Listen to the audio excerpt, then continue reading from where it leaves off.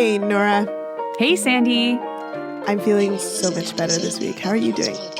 I'm good. I'm sure you can hear in my voice the crushing feeling of having a book manuscript due in a couple of days that you've now printed out and done a hard copy edit on. And I mean, a lot of it is really great. And then some of it I'm like, oh my God, this is total garbage.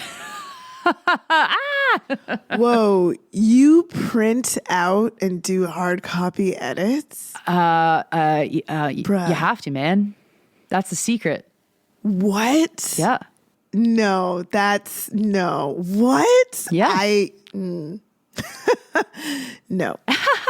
I can't. Well, I can't. Not, you know what?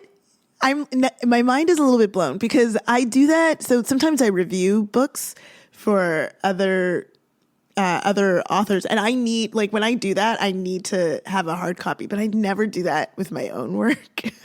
I always just do it on the computer. And I don't know if you find this, but I like hate rereading what I've written before because, you're a different person by the time you're rereading it and you're like, oh, why did I put it that way? And like, you want to change too much. But no, I have never done that. I'm in the throes of editing right now myself, and the book that I'm editing is an anthology, so it's a lot of contributors. So it's less. It's less. I don't have the same feelings as I would have if it was just all of my own work. Yes. But now I'm like thinking, should I just print that out? Wow, you've truly blown my mind. That's wild. Keep in mind this is my sixth book, and I'm getting to a point where it's like a process. Like, it's something I know how to do in terms of like the flow and what an editor is going to find. And in my last set of edits that I got from the publisher, I had almost not anything to change about it. And so when I print it out, what I do is I look for the structural signposts that need to be in a book that I think that as writers we completely ignore, because it's like, I don't want to write the conclusion. I don't write the introduction. Every single chapter needs an introduction. I am tired of these introductions. I am tired of repeating myself. But over 170 pages, you're actually not repeating yourself all that much. And I find that it's impossible for me to actually edit on the screen once it's in the full book format. So I no longer have it by chapter. That phase is done. That is all done on the computer. And when I actually put it into the full manuscript, I print it out. I go over it. This one is particularly not good. And so I have also just sent it again to the printers to be sent back to me so that I can go back and deal with those intros, conclusions, and some sections where I'm not totally sure if my point is as clear as it needs to be. So I'm a big fan of it. I love my local printers, and I can't encourage you enough to try it. Well, one thing that I do hate about editing, just using the word processor, is that when you're editing a book-sized manuscript, like, it doesn't matter how good your computer is, it's going to slow everything the hell down. Yep. And one complicated edit and your whole computer is fried. It's like very, very frustrating. So that, to be honest, is the most appealing part of that for me. So I might do it. The number of times where I inserted a footnote and then got the spinning wheel of death, I was like, no, I didn't need it that badly. Like, there might be so many you gotta problems. save before putting it in a footnote. What? Well, this is it, right? It's like there are so many kind of technical sides to the book writing process that are completely invisible to people, and that actually cause way more stress than like a poorly worded sentence or a bad paragraph or something like that. So anyway, I'm at 67,000 words. I got to create a little bit more space because I actually haven't done the conclusion yet. I like to wait right to the very end to write my conclusion. And this thing will be off to bed for the next couple of months while my editor goes through it and either says, no, Nora, this is great, or, oh my God, you've got so much work to do. I mean, I love that for you. My book is, I think, 97,000 words. And I won't say what word I'm on in case my editor listens to this. So that's where I'm at. But enough about our books, Nora. We've got a few announcements. We've got some folks to thank. So to start with, how about we start with our announcement of what we kind of teased last week, that we're raising some money for an exciting initiative. And some of you have already seen that and have already donated, and we really appreciate it. But Nora, why don't you tell folks what's going on? Yes. After our episode where we talked about Honest Reporting Canada and the attacks on journalists in Canada who try to write about Israel in an honest and truthful way, a bunch of people made the strong suggestion that we should think about investigating this more. And, when you tell me to investigate something more when I'm in the middle of trying to finish a book, it's like, oh my God, I want to do that so badly, but I can't. And then it was like, well, what if we crowdfunded for enough money to hire someone or some ones to actually dig into this, to actually look at how groups like Honest Reporting are actually changing the conversation, sanitizing the conversation, trying to hide the truth from Canadians in the service of Israel's foreign policy. And I want to just drop an example, because there's an example that I just think is just so egregious and such a good example of what we're trying to investigate here. So last week, the CBC had an article about Benjamin Netanyahu. Right? Should he go? This is the new narrative that has emerged around the world, where you've got Itamar Ben-Gvir being condemned by liberals around the world who are like, oh my God, how can this guy be so terrible? But then the other side of it is, well, he's been propping up Netanyahu, and actually what Israel really needs is for Netanyahu to be gone, and he needs to be replaced. Okay, so CBC has this article. They don't mention the crimes facing or the charges facing Netanyahu at the International Criminal Court, and they have a correction at the bottom that corrects something, because CBC doesn't actually tell you what they're correcting, which is a huge problem with a lot of their corrections. But the correction said that 70,000 Palestinians have been killed, and that the number comes from the Gaza Ministry of Health, who does not separate between civilians and combatants. Oh my God. It's a footnote at the end of this article. Oh my God. What? Yeah. Do you know who also doesn't separate between civilians and combatants? Who?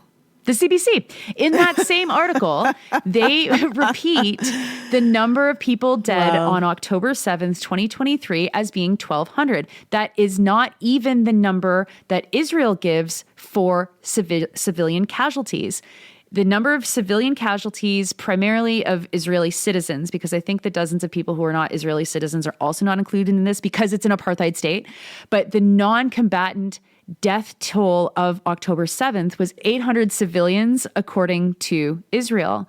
And CBC, across all of their reporting in the last 2.5 years, has never, from what I can see, explained that 1,200 number includes combatants. So isn't that interesting that all of a sudden you've got this correction? I also found another correction or addition or clarification from last year when Canadians protested the CANSEC conference, which is coming up again in June. CANSEC is the biggest or one of the biggest arms trade conferences in Canada. Protesters protested it, obviously. CBC reports it. It's at the end of May last year. And the article is all sole-sourced police information. So they don't talk to the protesters. They don't talk to anybody about why might you think war is bad. And then there's this whole section tacked on about Israel, and that mentions October 7th, that mentions the 1,200 people that were killed, and that mentions that this is the reason that these protesters were at the event, which is a bit strange because it's obviously the genocide in Gaza is a big part of it, but anti-war protesters are usually protesting war in general, right?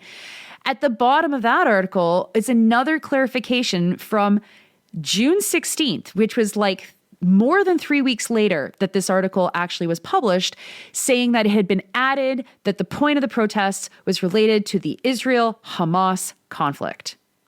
Wow. So, folks, we need your money. We want to hire a journalist to dig into this for us. And all of the money that comes through this fundraiser will go to this journalist. And if there's a little bit extra, we'll hire maybe a video producer or something to help us make sure that these stories get told, because they're just not being investigated. You can find the crowdfunding link at our website, in the show notes, on our social media. We're hosting it at Chuffed, which is known pretty much around the English-speaking world as the place to fundraise, especially for Palestinians, because unlike GoFundMe, they haven't taken down the fundraisers, and you can trust us, the money will be well spent.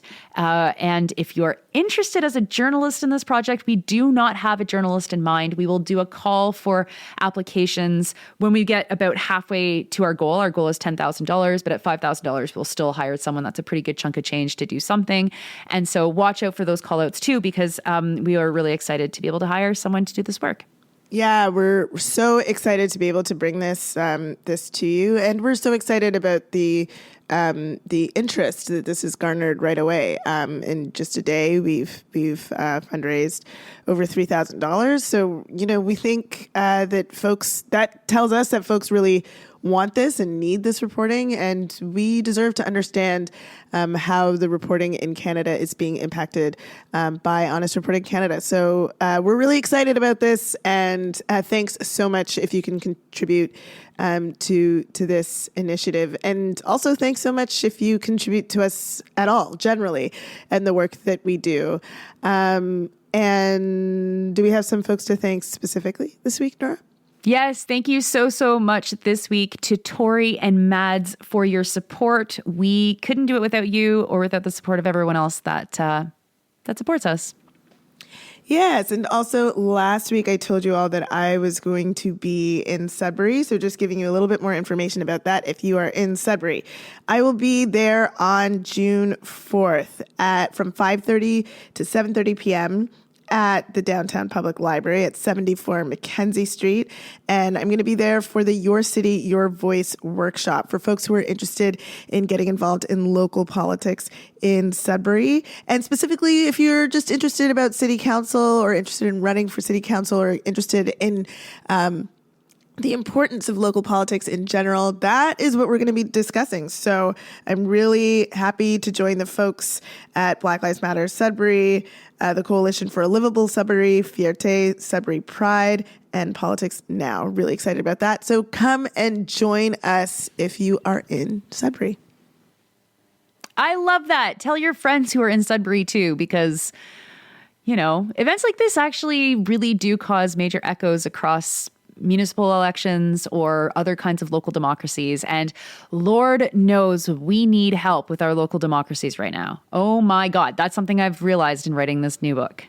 We sure do. Okay, so before we get into, we kind of have a little bit of a hodgepodge today, but before we get into it, can I just say there's been a few different reports that I've been listening to recently about post-secondary education. Some of them coming from the United States, some of them coming from Canada. I suspect the ones coming from Canada are because there's a lot of reporting in the United States about this.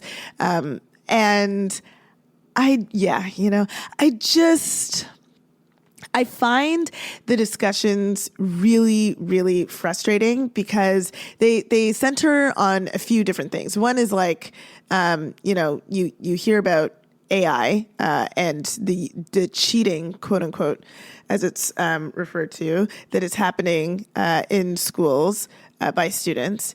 You're hearing about how, what is the point of education if AI is the future? Why are people going to school? What are they going to study? It used to be that you could just get into STEM programs and be set for life. But now that's not the case because AI is going to replace humans for everything. So what's the point of school? And how should schools respond to that? How should governments respond to that? And then there's also this kind of new thing about how there's just not enough spaces at post-secondary institutions and that there's a lot of grade inflation and what does it all of this really even mean? And if so many students are getting A's, how do we tell who's really valuable and who's not? The Current had something on about how there's just, like the students who are really excellent coming out of high school aren't getting enough scholarships to go to post-secondary education, and there's not like, is there enough space for them, or are there too few spots for the really great students? Like, what a new amazing problem that we have to deal with. And I'm just like, man, does anybody even care about what the purpose of education is anymore? Classic like, philosophical question. Yeah, the answer is no. It doesn't even seem to factor into any of the conversations anymore. Like, people are so like firmly entrenched and committed to the idea that education is about like the work that you are going to contribute to some manager for the rest of your life, that they can't see anything beyond that. Like, it's just so strange. Like, the idea, I was really frustrated listening to the current episode about, they were talking to a student who had a 92 average or something like that, something outrageous, and was like, and that student was like, I applied to all the top schools and I didn't get any scholarships. Like, I got into all of them, but I didn't get any scholarships. And it's like, CBC, that's not new or weird. That's like that is a very typical Canadian experience. It's like part of the reason why we shouldn't have tuition fees that go up like that. Like, it's just very difficult. It's not very strange. Like, for an undergraduate, we are not the United States, but they report it as though it is the United States. Like, that was my experience. I'm sure that was your experience too. That's the experience of many people. Like, that's just kind of how it works. But also, like, the discussion of things like, well, what should students now study if they want to ensure themselves like a meaningful life in the future? That never worked, and it will never work. You cannot game the system of like what our world is going to look like in 5 to 10 years. Like, you can't do that. You can't figure it out to such accuracy that you can ensure yourself like the perfect life moving forward. And for all of those people who really like put their belief in this idea that tech was going to be the way, and shoehorns themselves into a place that they really don't like and don't care about, and just did it so that they would have like the kind of money that was promised to them to be able to have what I imagine they thought was the freedom to support a family and to live a life that had predictability. Like, look at where we're at now. Like, it doesn't work. Our system is not set up that way. So you might as well like maybe learn stuff because you're interested. Like, maybe education can just be about like what you are curious about. Maybe that's, I don't know, how education developed for all of human history. I don't know. Maybe. It's so fascinating how AI has stepped in as being like the excuse that no one actually really believes is the excuse. Like the problems that AI apparently is going to solve have been problems that have existed for a long time, forever. They're human problems, and no technology is going to solve that. And I'm thinking about this because I was in a meeting recently where we were just talking about workers and how are people doing in this situation. And the entire meeting, everybody started to just go right to AI as like, well, they all need to adopt AI to be more efficient, to get things done faster, to do better. And it wasn't like a bunch of corporate execs trying to like nail these workers to the wall or anything like this.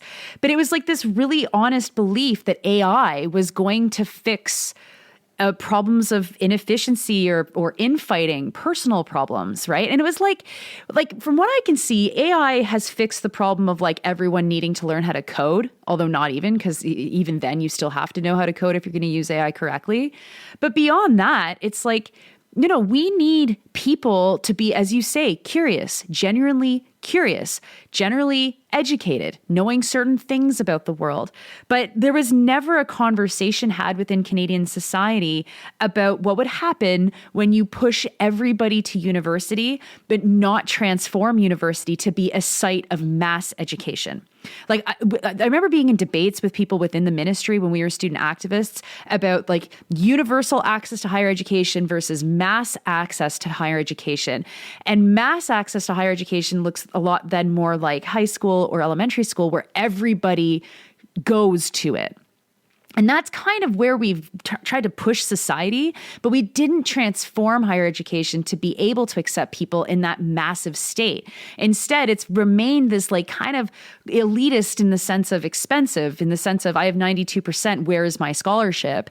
And this doorway to an economy that doesn't exist already and absolutely is not going to exist in 5 more years.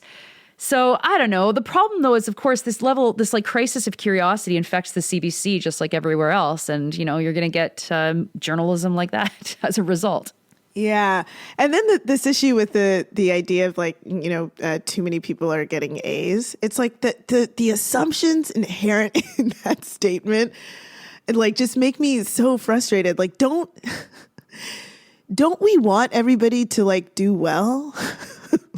In school, like, isn't that the point? Like, doesn't it tell you something as much? No, because someone has to be bad at it. Okay, and because we've accepted that the whole purpose of education is to find us the perfect workers, or to find us the perfect managers, or to find us the perfect owners, which is like so weird. It's like, what would be great, actually, like just think about it. Just think about if you had a classroom where you're like actually trying to build knowledge or come up with something new. Like, I mean, can we be collaborative at school in education? I don't know. But if you're trying to build knowledge or transfer knowledge or come up with something new where everyone does it really, really well, because the teachers and the facilitators are excellent and the students are excellent and there's great collaboration, like, wouldn't that be the ultimate educational experience? Like, that would be fantastic. And so, but we've just like come to accept so much that this is all a race for some reason, like that this is all some sort of competition, that it makes sense to have this conversation about there's too many people having A's, when the conversation should be more like, what the fuck is an A? Like, why do we care about grades when we should be thinking about like the human capacity for knowledge, and whatever the goal is for a particular subject at any particular time. And as you say, like, all of this stuff, AI, it really does just exacerbate the problem. I think we talked about on this podcast a long, long time ago about how, like, of course, students are using AI to get by in an educational system where it's like, here, I gave you a lecture, now write me an essay on the lecture I gave you, that I don't really care about as a lecturer. I'm just, you know, I'm a sessional, and the student is doing their best to keep up with 5 classes plus 2 jobs. And I mean, yeah, like that's the system that we've come up with in an educational system where education is maybe free and maybe even pays you an amount to be able to go to school. And the lecturer is connected to the lecture because it's connected to their work and they're excited about it. Would it just be something as rote as here's a lecture, give me a paper? Or would it be a different sort of experience where people had the time to really dedicate to something that they're actually passionate about? It would look different. But of course, if that's not what you have, and what you have is just like this kind of production of give me a paper so that I can just check off that you've listened to my lecture, then yeah, you're gonna get work that has nothing that where people are not attached to their work or and don't care about what they're producing, because they're just trying to get to the other side where they get the qualifier, the credential that says that they're going to be a great manager someday. Where and then you've got a system where, like, for someone like me who went to law school, it's like, wait, why is this in in a university, like this training program, when all that happens at the end is you have to go and essentially do an apprenticeship. You have to, because you don't learn how to practice law in law school. You can't. It doesn't work that way. It traditionally was an apprenticeship for a reason, and entered post-secondary education because of these ideas of elitism, and it doesn't really fit there and never really will. Yeah, no, absolutely. Totally. One other thing I want to say about AI, which came out of this conversation, which I thought was really fascinating too, was everybody in the conversation was above the age of 40 and much above the age of 40 in some cases. And they were lamenting the fact that these younger people were resisting AI on the job. And, you know, someone was like, yeah, like AI is great for like writing contracts or writing just text or whatever. And then when I said, yeah, except you have to know how to do that stuff in the first place. And they're like, oh, of course. You have to be able to know when something's bad that AI has produced. It's like, how are you going to learn at 21 years old how to write a contract if someone is telling you to use AI to write the contract, and then you never learn what a contract is supposed to look like? And is the AI contract good or is it bad? Like, we have to allow younger people the ability to live in society without pushing AI tools on them when they're not necessarily ready for them at all, to be using them in any kind of effective way. I don't think that this is necessarily an age thing, but I do see that, like, I mean, I've had situations where I've received something produced by AI by someone who thought it was pretty good. And I was like, you've obviously never done this before, because this is bad. Actually, you can't use this. We have to totally fix it. You have to have the opportunities in life to learn what you're doing if you're going to have a machine try to replicate some of what you're doing to quote unquote save you time. If you don't know what it is in the first place, then the whole thing is just going to collapse, and the bottom's going to just fall out before you know it. So anyway, just one little extra rant thing there. I mean, a final rant, relatedly, I was reading an article yesterday about how AI trained on AI degenerates.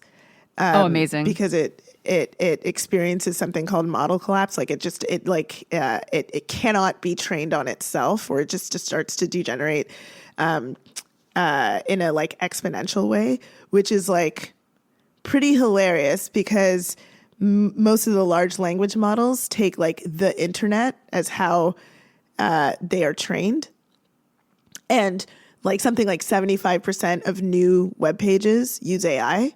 And so AI is currently being trained on AI. And it just, I don't know, seems like bad future prospects, something to think about, as we are also relying on, you know, not teaching people stuff, as you just talked about, even though they need to. It's like, you know, two sides of the same coin, and it just doesn't seem good. Anyway, that's my rant about education. I'm just really frustrated about how we're talking about it. And I think we deserve better. Well, Sandy, do you know what? There's no better example of the collapse of mainstream education than what we're witnessing right now in the soon-to-be free sovereign state of Alberta. Whoa, fighting words, Nora. What the hell? I mean, what a bunch of clowns. Yeah. I think we have to read the referendum question. So the government of Alberta wants to put a referendum question to the people, to let the people of Alberta decide if Alberta should be a sovereign, independent nation, distinct from Canada, because they hold this whole country up apparently, and so they have written, a very sensical question that really, I think, demonstrates their ability to be a sovereign state. Can you read it? It is so excellent. I am so happy you're asking me to read it, and my ability to be dramatic, I guess. Because here it is. The question is going to be put forward as a series of check boxes. Okay, so it won't be yes or no. That is too basic for these geniuses. There will be two options. Option A, Alberta should remain a province in Canada. Okay. I mean, right there, it just makes me so angry. Like, you could imagine a different kind of formulation within the Federation, right? Like, you could stay in Canada and think of changing yourself out of being a province. Wouldn't that be interesting? Couldn't you ask to be a state? Canada could be a place with one state, 9 provinces, and 3 territories. Anyway, okay, fine. Remain a province. B, the government of Alberta should commence the legal process required under the Canadian Constitution to hold a binding provincial referendum on whether or not Alberta should separate from Canada. I need you to read it again. Just one more time for the people. It actually sounds like an AI hallucination, like as if you took that first question and then asked AI to hallucinate it and give you into the negative. So the government of Alberta should commence the legal process required under the Canadian Constitution to hold a binding provincial referendum on whether or not Alberta should separate from Canada. And so I'll just point out a couple things here, I think very legally or technically, that one, option B is yes, I want for us to have this vote again, to go to a referendum maybe in the future. And clearly that they want this vote, this second vote, not the vote that we're talking about, to be binding. And that is a provincial referendum. So there's no space for Alberta or for British Columbia maybe to say, like, we don't want to be beside an independent state. There's no vote for anyone else in Canada. And provincial referendum suggesting that it'll be run by the province of Alberta, not run by, I guess, Elections Canada. I mean, so much of this is just like, just theater, to theater and distraction and trying to polarize a base on stuff. And like that question, I mean, I have to imagine that there are people who are smart enough to know that the question is ridiculous and would in itself cause a problem. And so that was the purpose behind it. It can't just be that that it is an AI hallucination as it stands, but it's so weird and confusing, and it certainly does not have to be that. It's just like, what in the world is going on with the separatist movement? And also, because apparently there's polling and so on that suggests that the separatist movement is actually really quite a minority. But I mean, I don't know, man. Like, seems like such a strange thing to advance at this point, unless you're trying to get something else out of it. Which, I mean, I think that they obviously are, right? So let's kind of go back a little bit. There's always been some sort of spirit of separation within the province of Alberta. They have always been very, very marginal. But when Danielle Smith became premier of the province, she really, really, really leaned into the clown rodeo. What is that? The rodeo clown character, I guess, that you see sometimes at different rodeos, like the Calgary Stampede. And her band of clowns is very obviously using this, as you say, for political theater. There's no hope in hell of it passing. Alberta has no separate culture than the rest of Canada. There's different opinions, there's different approaches. People might have a different accent, but it's not like it's Quebec, where it literally is a completely different culture. The similarities between the people in British Columbia that live on the border in Alberta and Saskatchewan on the border of Alberta, I mean, there's almost no functional difference at all. And they don't have a culture. Like, sorry, I know that this is Harold Innis on steroids with Staples theory, but no, oil exploitation is not a culture. It's not. I mean, you can think it's a culture, but it isn't enough to actually sustain an independent nation. So the whole thing is ridiculous. But what's even more ridiculous is that a judge has struck down this referendum already as being unconstitutional. And the government of Alberta was like, you know what? We don't care. We're going ahead anyway. So a judge was like, there was no consultation with First Nations on this question. It is not constitutional. It should never have been allowed by Elections Alberta. And the government's like, That's actually anti-democratic. We don't care about First Nations people at all. We're going ahead with this vote. That's what true democracy is. So they'll likely have to invoke the notwithstanding clause to be able to go ahead with this non-question in the fall, while everybody pays attention to this and not to the enormous amounts of scandal that is plaguing this absolutely stupid government. Of course, there are people paying attention to those scandals. There's a lot of great journalism that's happening. But this is the context for this vote. And it's like, you know, I live in a province with a sovereigntist movement that is like real and credible and has like not crazy people that supports it. And in fact, it has low level support, like a solid third of Quebecers generally support sovereignty. And this is not that. Like at all. It's not even close to that. And as you say, it's shadowboxing for other issues.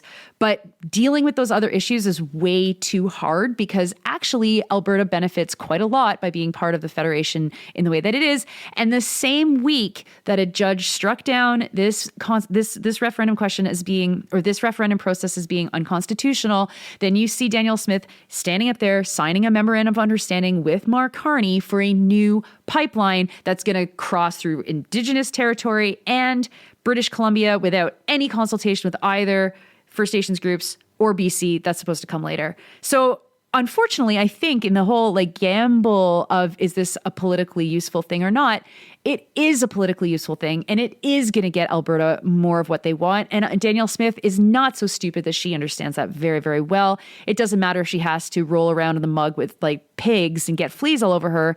That's just the price to pay when you're a cynical politician like she is. Isn't it amazing how someone can say in the same breath that this is like so anti-democratic and also in the same breath like just completely disregard Indigenous people and the fact that they not only should be a part of this democracy, but also are again being subject to another form of violent colonization through this entire process. Isn't that just amazing? And isn't it also amazing that whether you stand to be on like the way that this is being reported is kind of like Danielle Smith versus Mark Carney. Whether you are thinking about Danielle Smith or Mark Carney, you don't get to experience or hear the importance of the fact that the people who are going to lose out in either case are Indigenous people. Like what happened? Like, remember fucking 10 years ago when people cared about land back and we had a political system or political culture in which, at the very least, it would be damaging to not consider Indigenous people and First Nations in the ways that these politics were moving forward to now where we're at. And I mean, I really think that people should think about this when thinking about what Mark Carney and his brand of politics has brought to the political fore. Well, and that's an interesting question because I think, though, that like we can't lose sight of the fact that this is all a joke and that, again, the vast majority of Albertans are not where Danielle Smith is. And I think that like that cynical use of Indigenous sovereignty and rights by a government like Justin Trudeau, who talked a lot about it, but didn't actually materially make any big changes. Like this is the backlash to that. You know, like there's no fundamental extra rights and extra sovereignty given, and so the backlash is actually even more pulling back on even recognizing the sovereignty that Indigenous people have in this country. And so I don't think that while it's a political gamble that will work, I think for her in the short term, I don't think it'll actually convince any Albertans necessarily who might find themselves, you know, questioning this. But it actually, like, this is all coming at a moment in time where Canadian federalism we don't really talk about federalism that often, and the process of Ottawa working with the provinces. This is something that is called executive federalism. If you're a poli-sci nerd. Executive federalism has really changed over the years, and where there were in the past these large, also theatrical meetings, but still public meetings where provincial leaders and federal leaders would get together in a room and argue and hammer certain things out, and journalists would be getting the scoop at the bar at night and all this kind of thing. That era has been gone for a long, long time, and most of our decisions are happening behind closed doors and increasingly in bilateral agreements. And so what I think is actually the most interesting thing of all of this is how Mark Carney is making a backdoor deal with Danielle Smith to just get a new pipeline in the way that he's made backdoor deals with other provinces to get random large infrastructure projects put forward. And they completely removed any official way that people can formally oppose these projects. Like, they are presented to Canadians as a fait accompli. Here, it is done. We've debated this. This is great. Check out the signed document. And in the case of this pipeline, like, again, not even First Nations communities, not even David Eby as the Premier of British Columbia have been able to have a say on this. This is actually poison for the Federation, because if you start to run Canada as a series of bilateral agreements with every province and territory, there is no concept of a federal nation any longer. And the natural result of that is idiocy, like, well, let's just become independent, right? I think that there's a lot of space for us to talk about, should Canada exist? Should Canada be replaced with something else? Democratic discussions of actually engaging in these debates are really, really interesting to me. But this is just the result of absolute concentration of power in the Prime Minister's office, which has happened over 40 years, and these bilateral agreements that are all oriented towards making sure that capital moves as easily as possible, especially if it moves from the public sector into private coffers. Yeah, I mean, you're entirely right. And I mean, gosh, it just feels as though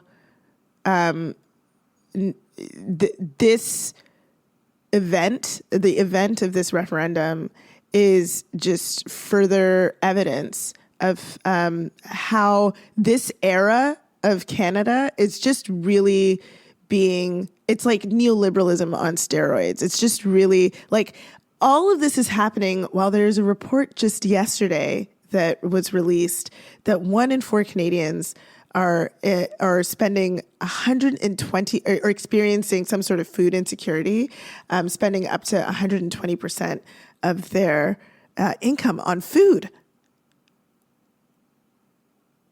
Like, what are we talking about? What are we doing? It's just like so much of the ways that Mark Carney is engaging his leadership, his brand of leadership for Canada, and really tapping into the same sort of stuff that we see in the United States is also what's happening in Alberta. It's the same idea of like taking some sort of scapegoat and using it to direct like legitimate frustration to a scapegoat so that you don't have to actually deal with the problem. That's what like the referendum is. Like, people are frustrated for all sorts of reasons, and you can point to, hey, we're just going to point to this scapegoat of like the Liberal government of Canada. Canada's the problem and we can do it better, so we'll just leave. We'll point to migrants as the problem. Migrants are the problem. We're going to put so much money into a whole new way to deal with immigration. And there's reports today that came out as well. We're recording this on Tuesday, May 26th, about how much this CBSA is deporting more people than ever before. You know, like all of this stuff is happening, and it's like, oh my gosh, like we have not dealt with the problem of the grocery monopoly in this country. We've not dealt with the problem of the communications monopoly in this country. Like, there's so many things that need to be dealt with in Canada, and all of this attention is being spent on all of this other stuff just so that the people who would benefit from a pipeline can make more and more money. Like it just seems like so frustrating that we can't through this apparent democratic system poke any holes in that or turn the ship in another direction. Yeah, well, that's because people are making too much money. The CCPA estimates that if oil companies continue to charge what they're charging now, given the crisis in the Strait of Hormuz, they will make $60 billion more in profits at the end of the year than they made or than they expected to make. Okay, $60 billion. That is an enormous sum of money, and the vast majority of it is coming out of our pockets as we pay for oil and gas in our daily lives, including the gas that is like that you have to pay to ship food to get to grocery stores, blah, blah, blah.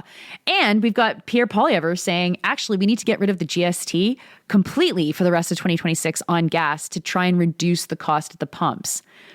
Even though the reduction at the cost of the pumps, the GST, that was the GST holiday that was put in place like a couple of weeks ago, was zero, and the prices are already north of where they are normally. Like, we are being ruled it by the Liberal Party and the Conservative Party by oil-loving freaks.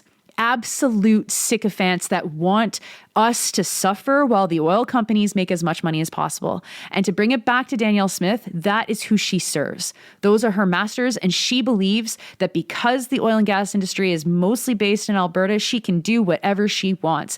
Certainly the corruption and the scandals that her government has already produced demonstrate her complete disregard for, I don't know, decorum or how things normally are done or doing things fairly or being a good politician or an honest politician or any of that kind of stuff. Those days are over. It is about grabbing everything that you can, especially given that as we record this, there is a historic level heat wave happening across Western Europe that when you look at it, it looks like a map of death. It looks like one of these scary future predictions that is happening as we speak.